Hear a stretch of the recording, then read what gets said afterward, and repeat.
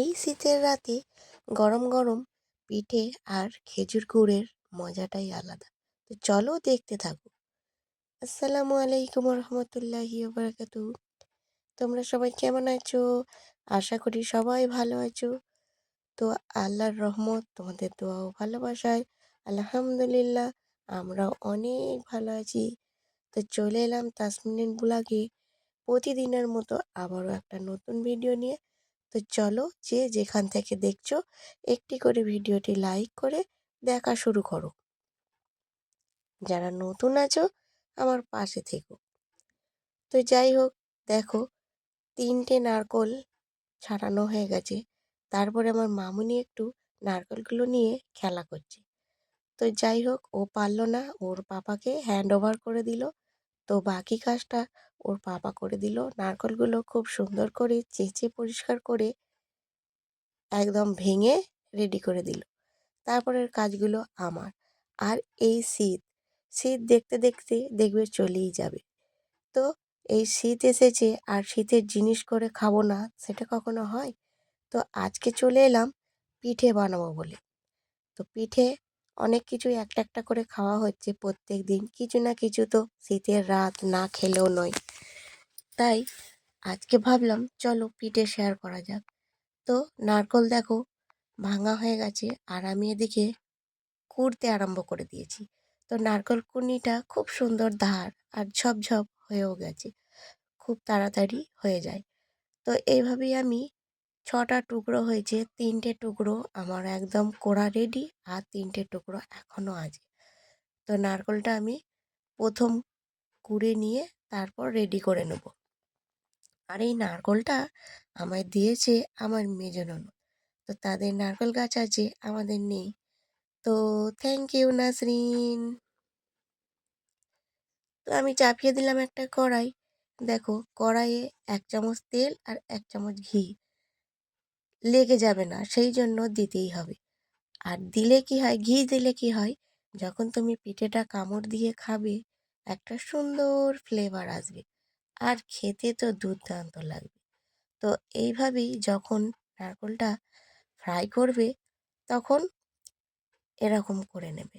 আর তেজপাতা একটা, দারচিনির টুকরো আর একটা এলাচ তো অবশ্যই দেবে। নারকেলের যে পুরটা রেডি করছি সুন্দর একটা ফ্লেভার ছাড়বে, আর এই ফ্লেভারটাতেই তোমার খেতে খুব মজা লাগবে।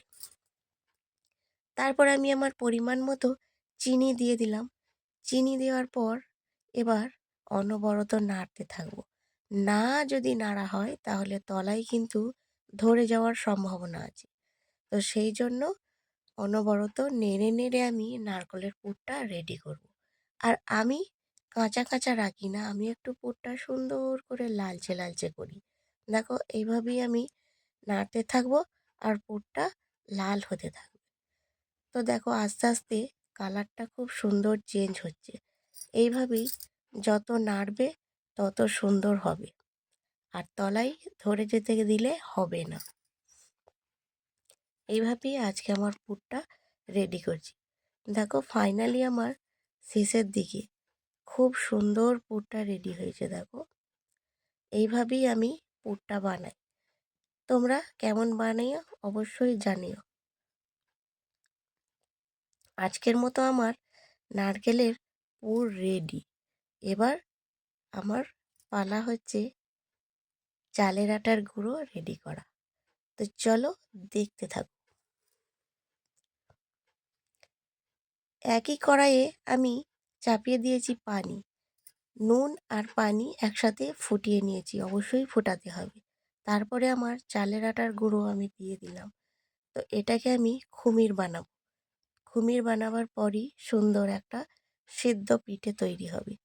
তো গ্রাম বাংলার মানুষরা এভাবেই সিদ্ধ পিঠে করে খায় শীত পড়লেই। তো সেটাই আমি তোমাদের সাথে শেয়ার করছি। আমরাও গ্রামেই থাকি। তো এভাবে আমি কিভাবে পিঠে বানাই সেটা তোমরা দেখো, আর তোমরা বাড়িতে অবশ্যই বানিও। দেখো আমি অল্প অল্প করে চালের আটার গুঁড়ো দিচ্ছি আর নাড়তে থাকছি, না নাড়লে হবে না।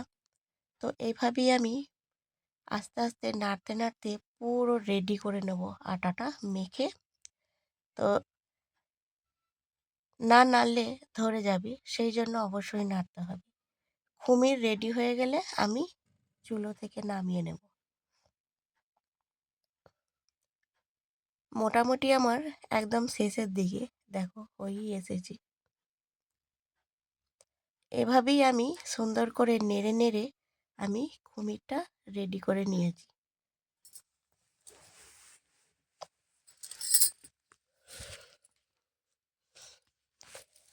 আমার কুমির একদম রেডি। তো আমি নামিয়ে নিয়েছি কড়াইটা। তারপরে একটা ছোট্ট খঞ্চা নিয়েছি, তার ওপর একটু একটু করে দিয়ে দিচ্ছি। আর খুব গরম আছে, এই মাত্র নামিয়েছি। তো এই গরম অবস্থাতেই আমাকে আটাটা মেখে নিতে হবে, না হলে কিন্তু শক্ত হয়ে যাবে। তাই চেষ্টা করবে একটু গরম গরম থাকতে মাখার। তো সুন্দর ডোটা তৈরি হয় গরম গরম মাখলে পরে। আর পাশে অবশ্যই একটা গামলায় পানি নিতে হবে, কারণ খুব গরম, হাত পুড়ে যাওয়ার সম্ভাবনা, সেই জন্য এই পানিটা অবশ্যই নেবে। তো আমি গামলায় পানি নিয়েছি, একবার করে দেখো পানিতে হাত ডোবাচ্ছি আর আটাটা মাখছি। তো এইভাবেই আটা মাখতে হয়, না হলে হাতটা পুড়ে যাওয়ার সম্ভাবনা থাকে। তো গরম গরম মাখলে কি হবে, আমরা যখন পিঠেটা বানাবো সুন্দর একটা প্রলেপ হবে, পিঠেটা ফাটবে না। অনেক সময় দেখা যায় পিঠে ফেটে যায়, ভেঙে যায়। তো সুন্দর গরম গরম যদি আমরা আটাটা মুথে নিতে পারি, তাহলে দেখবে আর ফাটবে না। খুব সুন্দর পিঠেটা তৈরি হবে। আর পিঠে যদি সুন্দর হয়, তোমার দেখেই পেট ভরে যাবে। খাওয়া তো দূরের কথা, তাই না?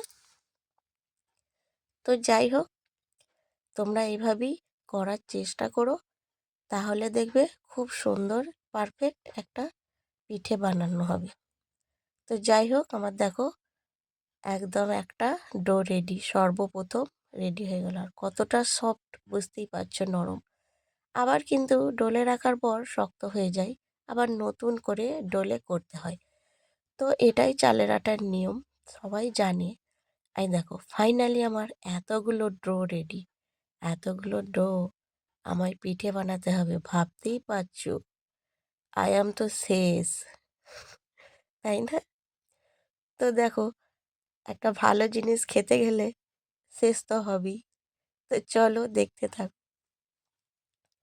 চলে এলাম পিঠে বানাতে। সর্বপ্রথম আমি পিঠে বানাচ্ছি, দেখো আমার যে বাঁ হাতের বুড়ো আঙুলটা আছে ঠিক মধ্যেখানটায় রাখবে, আর চারিদিকটা এরকম টিপতে থাকবে, তাহলেই দেখবে খুব সুন্দর একটা গোল রাউন্ড শেপ তৈরি হচ্ছে। দেখো সুন্দর একটা রাউন্ড হয়ে গেল। তার মধ্যে আমি নারকেলের পুরটা দিয়ে দিলাম।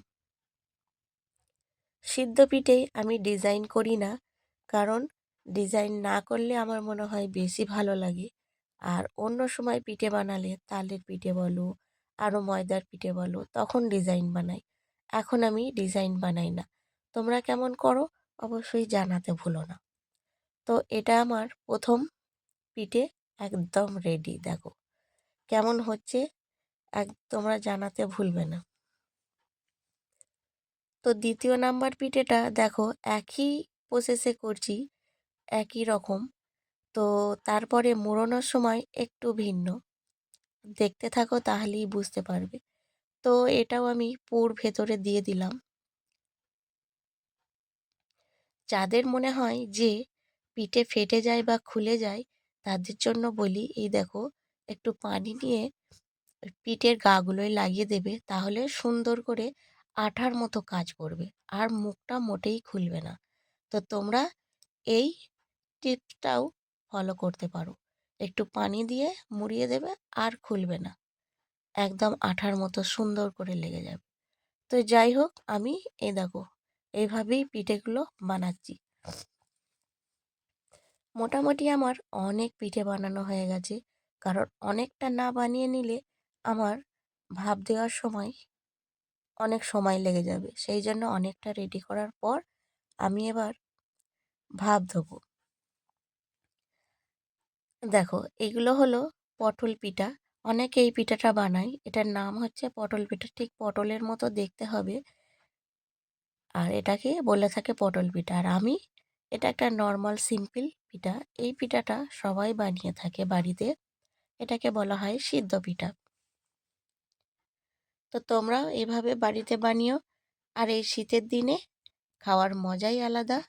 দেখো আমি হাঁড়ি চাপিয়ে দিয়েছি, পানি ফোটার একদম মুখে। পানি ফুটে গেলে আমি পিঠেগুলো দিয়ে দেব। আর এদিকে আমার মামুনি আমাকে হেল্প করছে। তো ও ছোট ছোট গুটি কেটে গোল করে আমায় দিচ্ছে, আর আমি পিঠেগুলো শেপ দিচ্ছি। তো এইভাবেই আমরা মাই বেটিতে খুব সুন্দর করে কাজটা এগিয়ে নিচ্ছি। দেখো ফাইনালি আমার পানি ফুটে গেছে। এবার আমি একটা চাপিয়ে দিলাম জালিদার স্ট্যান্ড। এই জালিদার স্ট্যান্ডগুলো থাকলে অনেক কাজে লাগে জানো।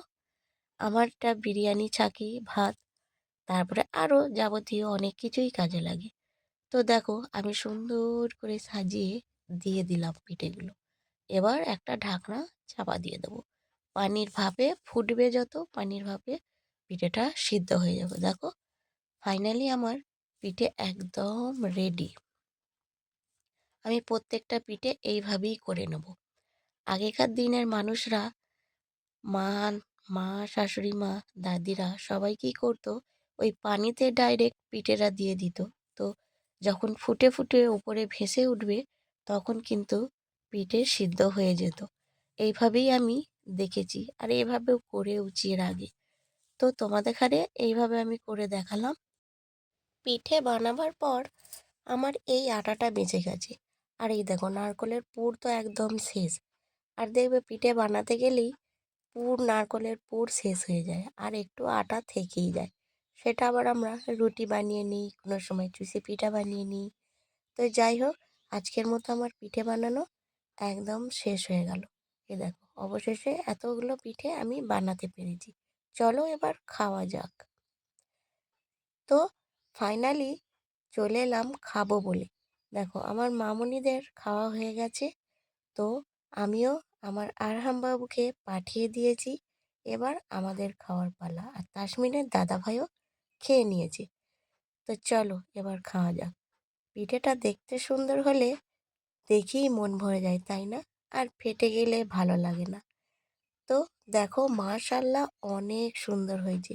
তোমরাও বাড়িতে এইভাবেই বানিও। আজকের মতো ভিডিওটা এতটাই। তোমরা সবাই ভালো থেকো। আল্লাহ হাফেজ।